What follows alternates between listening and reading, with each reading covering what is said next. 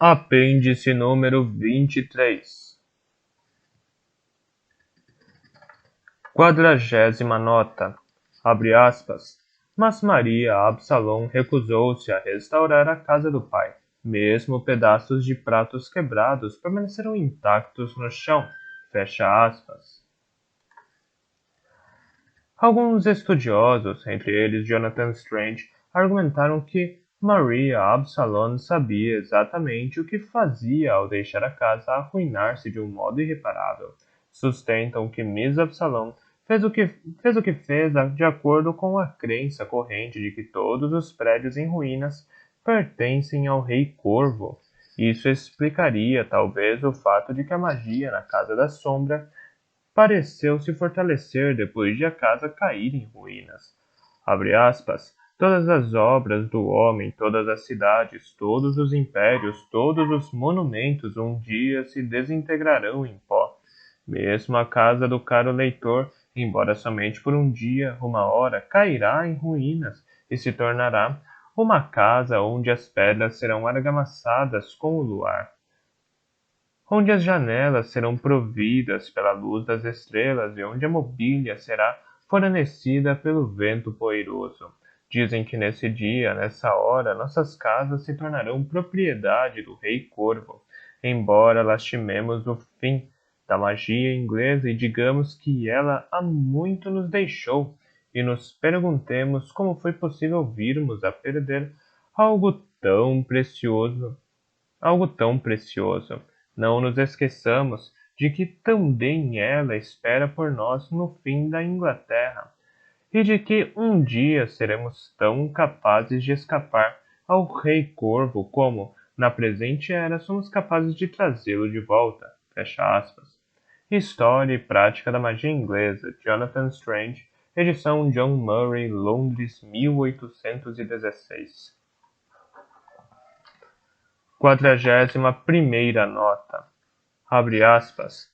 É igual a outras terras, disse Mr. Segundos, no entusiasmo, comprimindo o rosto contra o portão e dele recebendo uma impressão em forma de rosas pulverizadas. Fecha aspas.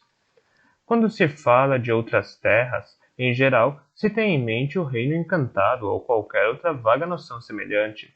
Para os propósitos de uma conversa genérica, definições como essa servem muito bem, mas um mago deve aprender a ser mais preciso. Sabe-se que o Rei Corvo regia 3 reinos. O primeiro, o Reino da Inglaterra do Norte, formado por Cumberland, Northumberland, Durham, os condados de York, Lanka, Derby e parte de Nottingham. Os outros 2 eram chamados de as outras terras do rei. Um era parte do Reino Encantado e o outro comumente se supunha ser um país no lado extremo do inferno, às vezes chamado de Terras Amargas. Os inimigos do rei diziam que ele o arrendará de Lúcifer. 42ª nota. Abre aspas. Ah, fez Strange, dirigindo-se a Mr. Honeyfoot.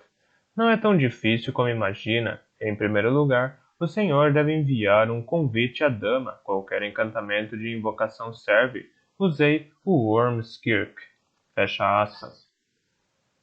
Paris Ormskirk, 1496 a 1587, mestre-escola do vilarejo de Clerkenwell, próximo a Londres. Escreveu vários tratados de magia. Embora um pensador não muito original, foi um diligente estudioso que se incumbiu da tarefa de reunir e esquadrinhar todos os encantamentos de invocação que pôde encontrar, numa tentativa de descobrir uma versão fidedigna. Isso tomou 12 anos de sua vida, durante os quais sua pequena casa junto ao prado de Clerkenwell ficou abarrotada de milhares de recortes de papel com encantamentos anotados. Mrs. Ormskirk não era por isso uma pessoa muito satisfeita e, pobrezinha, acabou se tornando o protótipo da mulher de um mago nas comédias de repertório e nos romances de segunda classe. Uma pessoa infeliz, rabugenta e estridente. O encantamento apresentado por Ormskirk ganhou popularidade e foi amplamente utilizado no século em que viveu, e nos dois seguintes. Todavia, até Jonathan Strange introduziu mudanças nos encantamentos de invocar Maria Absalom em seu próprio sonho e no de Mister Segundos. Eu nunca soube de alguém que tivesse obtido o menor êxito com eles, talvez pelos motivos oferecidos por Jonathan Strange. 43ª nota. Abre aspas. Ah, mas não teria sido Heather Grey uma base melhor do que Ormskirk? Perguntou Mister Segundos. Fecha aspas. Mister Segundos pareceu ter perdido o bom senso a esta altura. Charles Heather Grey, 1712 a 1789, era outro mago historicista que publicou um célebre encantamento de invocação. Os encantamentos de Heather Grey e Ormskirk são igualmente ruins. Nada os distingue. 44ª nota. Abre aspas. Por isso elaborei o plano de invocar um mago já morto e de fazer perguntas. Imaginei que uma dama seria mais solidária com meus esforços, daí ter escolhido Miss Absalom. Fecha aspas.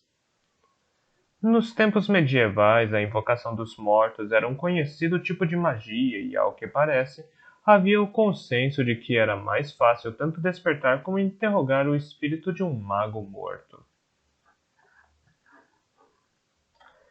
45ª nota. Abre aspas.